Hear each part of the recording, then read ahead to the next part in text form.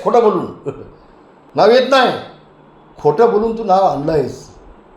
आम्ही dance bar चालवणार नाही, डान्स बार फोडणारे आम्ही आहोत. योगेश कदमांनी जवळजवळ मंत्री झाल्यापासून 4 ते 5 डान्स बार बंद केलेत, स्वतः व्हिजिट देऊन. आणि म्हणून हे ह्यांना खटकतं आहे.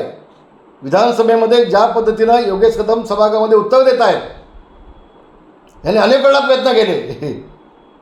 त्यांना कल्पना नव्हती की रामदासांचा मुलगा इतक्या अशा पद्धतीनं सभागृहामध्ये देखील उत्तर देतील. प्रयत्न केले पण काय जमलं नाही. आणि म्हणून अशा पद्धतीनं खोटं बोल, पलगटून बोल, अशा पद्धतीनं कुठला कोण राजीनामा घेत नसतो आणि कोण देत नसतो. हे त्याने ओळखून घ्यावं. पहिल्यांदा आमचा आणि डान्स बारचा मुळीच कसलाही संबंध काढीचा नाही. आणि याच्यापुढे देखील मी सांगितलं योगेश कदमांना की जिथं जिथं महाराष्ट्रामध्ये डान्स बार असतील सगळे बंद करून टाका.